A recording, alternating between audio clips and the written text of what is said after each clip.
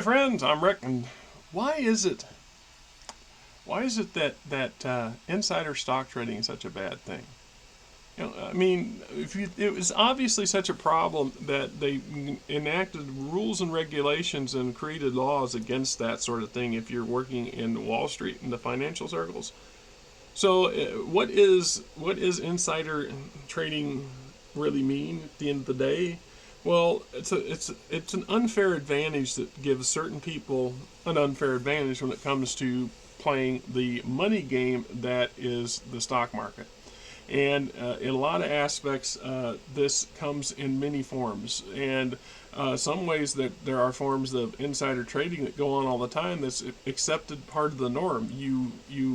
It's a fine line, and I think it can be very, and sometimes it's not very clear cut as to what exactly when somebody's crossed that line. So if you own a corporation and you know you're going to sell it, for example, and you know that, or you're going to sell it to a much bigger corporation, the odds are really, really good that your stocks are going to go up. You can personally take advantage of that because you have that inside knowledge. If your family members also have the access to that inside knowledge, then they too can take advantage of this.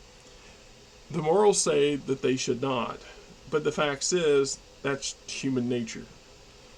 So where does they draw the line at it? And I'm not savvy enough or smart enough in this area to even begin to attempt to even try to understand where that line would be.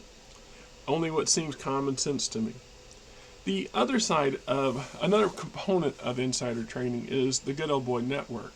This is where, once again, human nature kicks in, and we have cultivated contacts and associates and friends and so on through our careers and our lifetime, and you scratch my back, I scratch yours kind of thing. Happens all the time. It happens a lot more in business than what people like to acknowledge, or even maybe even notice. Right? This is part and parcel of, well, Joe, we've tried and tried and tried. We just can't get that damn part for the blah. And Joe, and just, yeah, hang on a second. I know somebody who might know somebody. We do that all the time, and that's insider information. We're taking an advantage of this fact. Or we might say, look, well, how much you got? They want to charge you what? No, look, I got a cousin who works over here. Let me talk to them. And we can see about that. And then he'd get it for you at a cheaper rate. Well, he used his insider information. He knew somebody at a place who has the ability to moderate something and took advantage of that. Once again, human nature. It's how often and how abusive, I guess. At some point, if it becomes extremely abusive and detrimental to other people, it's when they step in. And that's when they decide that, I guess, is going to be an illegal event. So why is it that this matters when it comes to our politicians? Think about that for just a second. We elect officials to do jobs for us, to represent us and the country on the grand scheme of running the country. This is why our country doesn't have a dictator. We don't have a king. We have 600 of them. We have 600 would-be, wannabe matriarch, politicians or dictators. Let's be truthful. They all have their agendas, and most of them have nothing to do with you and I. That, too, is the way our political system has worked for most of its existence. Yeah, and you're probably never going to get away from most of that anyway. So a lot of insider information goes around. And then, of course, you notice that when it comes to jockeying for positions, there are certain, as they call them, not parties, certain committees that are better than other committees. Certain committees are more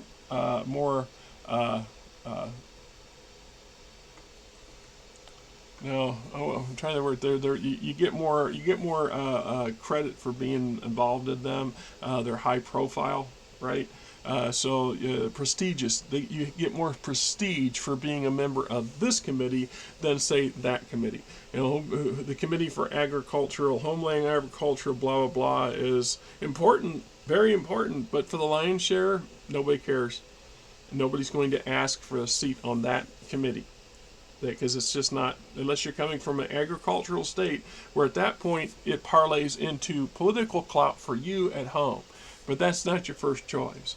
You know, the thing they want on the defense committee, or they want on the judicial committee, they want on the finance committee. These are committees that give you access to a lot of more impactful things. So this gives you an inside window or inside knowledge of what's going to potentially happen. So, for example, it is said that certain politicians, Green, other politicians, had went out and invested a bunch of money in the military industrial complex corporations in the week or so before we committed ourselves to helping the Ukrainians. Before we knew we were going to put $800 million worth of stuff in the Ukrainians' hands. And of course, a lot of people went crazy and batshit nuts over that. We could have a video on that by itself. The 800 odd million, I don't know how much millions, $1 trillion or better we've given Ukraine to date.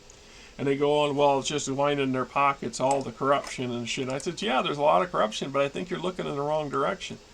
I think a lot of people fail to understand, and I know damn well most of the media sources intentionally forget to tell you this part, to drive home the part that 80-90% of that cash, that money that was given to somebody else is not really given to them at all. It's paid to Lockheed Martin and 100 other companies that produce all the hardware and the bombs and the missiles and all the other stuff you need to run the war.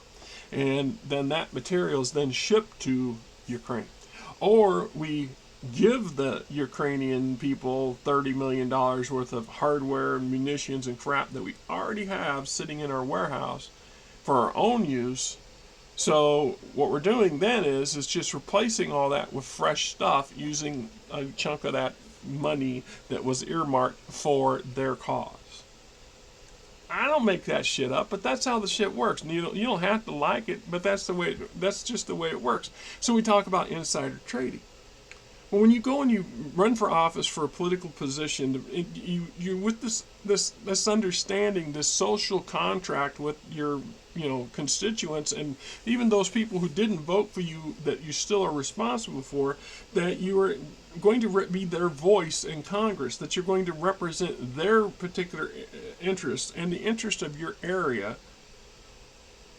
so that we have a say in the bigger scheme of things.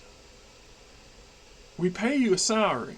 Now, grant you, the salary is, all things considered, no offense, by today's standards, I honestly, seriously think we underpay Congress. There's a lot of people say we shouldn't pay Congress at all, and I think that would be a horrible mistake. But I think we should pay them much better. I would not be adverse to doubling or even quadrupling what they currently get, with some certain strict caveats. One of them being is they cannot own stocks whatsoever. None whatsoever. And in truth, I think that caveat ought to be extended to their immediate family. Now, this is America, and a lot of people will say, oh, no, no, no. But I don't think your spouse or your children should be able to have stocks either while you are in office. And one of the reasons behind that is the convenient thing about stocks. Now, once again, I'm not a big student on the stuff. I got barely passing knowledge in it, but I've read a few things, and I've listened to a lot more stuff over the years, and I listen to stuff.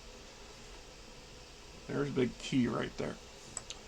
So, when you're dealing with this concept of various types of stocks, stocks that are publicly traded, there are stocks that are privately traded, there are stocks that are available to anybody, and then there are stocks that are available to only like the CEOs of the corporations or the top people, or they're blue card ham holders or something like that, whatever the hell they want to call it. And I know that corporations have a lot of control over the dispensation of these stocks. What I mean is, they can create more.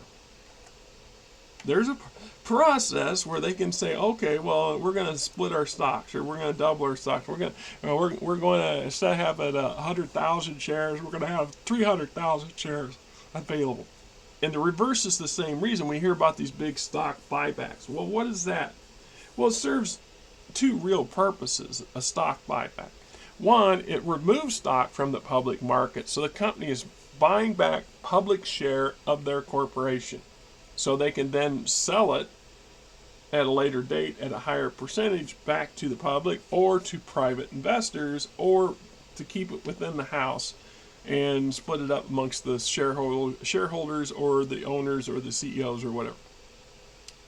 Then there's the possibility that they can issue new stocks or additional stocks. So if you were a politician and you invested in Boeing, for example, and for whatever reason Boeing sees you as a valuable member of a certain committee or two that they have that would give them eyes and ears in that committee, or at least a sympathetic ear to things that are important to them, perhaps your stock portfolio will double or quadruple, and it's legal. Illegal. The company can gift you additional stocks in that way without actually gifting them to you. And if I'm wrong, I'm wrong. Tell me I'm wrong.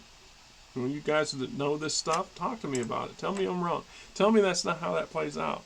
And so how do we get this at the end of the day? And then we have these people. So we have people that talk to other people. We're back to that good old boy network kind of thing. So if you have this insider information, for example, that America is going to invade Guatemala tomorrow to, I don't know, eradicate the cartels that somehow or another are a major threat to, I don't know, everything here. So we're going to, invade that country, and they're going to do it. So perhaps you discover that in your portfolio you have a bunch of investments in that country, and think this is a good time to sell. Let's diverse ourselves from having interest in those particular facilities, because there's a good chance they're not going to be there next week. Or the opposite side of that can be is, there's a good chance that there's going to be a problem over there, and that place is not going to be in existence.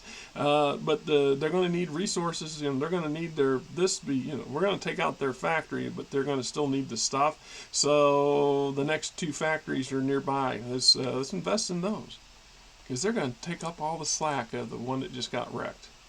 I mean, that's also insider trading. But at that point, we go and say, you know what, my buddy Joe, or my gal friend Jane recently bought some stocks over here, and hey, I heard a birdie, little birdie told me, maybe and this goes down the chain, and it can get out of hand and it can become a problem. More importantly, it's unfair.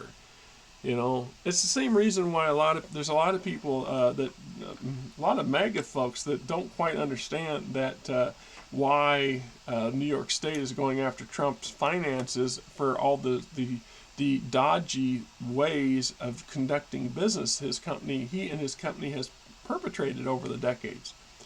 It's because we need to have a fair and equal playing field. The field needs to be level for all people, for all corporations.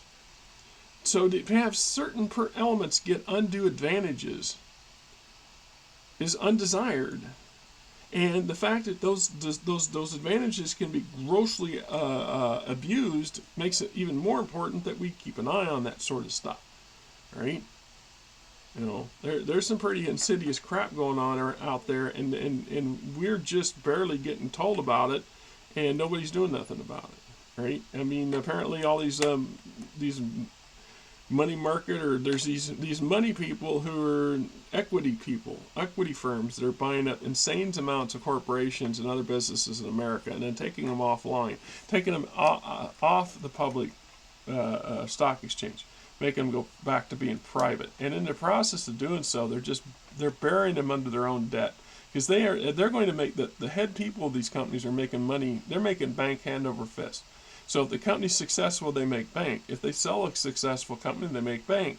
If the company ends up being buried under its own debt and collapsing, then they still make bank, because they get paid their fees and they get paid their salaries, and they don't give a damn about that company, because they don't run those kind of companies, that they don't care. And if that company goes bankrupt, then they bankrupt the company and sell the assets off, and they make bank. Well, Wolf of Wall Street comes to mind. I mean, that's a grand example of this stuff. So this adds up to some problems. Then we compound that with our own politicians. You know, Nancy Pelosi damn well knows just how big of a deal this is. She also damn well knows just how big of a deal this is. And what does that mean? Well, it's a big deal that this insider trading is acting on too many of our politicians in a corrupting way. They're being corrupted by it. They've already been corrupted by a lot of stuff. This just adds to it. This means that they're more focused on their own personal bottom line and their own personal interests before the country, and not the other way around. It should be the country's interests first and then their personal portfolios, but it's not playing out that way, and it hasn't for a long time. And people like Pelosi knew that. This is why she blocked any legislation attempts at changing that. It's just like in the Senate when Josh Hawley or something started making a big deal about cutting off corporate donors from being able to donate. That Mitch McConnell put his boot up his ass. Like, you can't do that. This is how things work. This is how it functions. This is the bullshit. And so you have to go and ask yourself, where's the honesty in this? The integrity, the ethics? Where's the self-respect in this system that we currently are allowing to thrive and fester at the highest levels of our country? How is it okay for these people who have lots of access to inside information that the public don't know about for weeks or months or ever, and cash in on it? How can you stop it? Should you stop it? Well, what's the ramifications of not doing so? Right? Well, conflict of interest to start with. I'm fixed to lose $3 million. I can't support that. You know, even though it's going to cost, you know, his constituents $300 million, or love of God, he can't vote for, you know, saving the 300 for the public and biting and losing 300 or three of his own. See, that's a problem.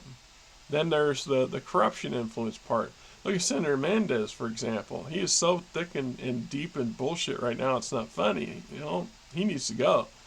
You need to prove that he's taken bribes from now 2 different countries, and both, you know, Egypt and Qatar, and prosecute him for it. Remove his ass from office for damn sure. You know, we can't. We have too much of that stuff, and it gets blatantly out of hand. And in Mendez's case, that's a grand example of being both stupid and greedy and the greed biting him in the ass. I've done it. I've said it before in other videos. And no offense, Mendez, you're a dumbass. You really are. You just should have wrote a bullshit book that nobody cared about and had the Egyptian government buy 50 million copies of it. Because it's legal. Perfectly legal. You know, Marjorie Taylor Greene wrote a book recently. It's a flop because she doesn't have any corporate donors that are going to buy it in bulk. Because the book was not, you know, the book was some lame attempt on her part to somehow get some money and recognition without fully understanding the nuances behind how Washington book deals work.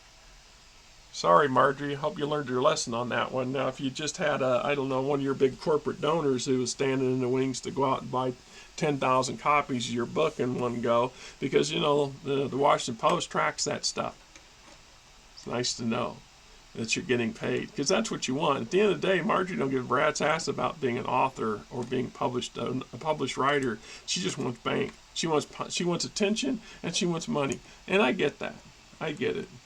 I do. By God, right? Keep electing Republicans. You need to keep her and Boebert need to stick around at least for a while.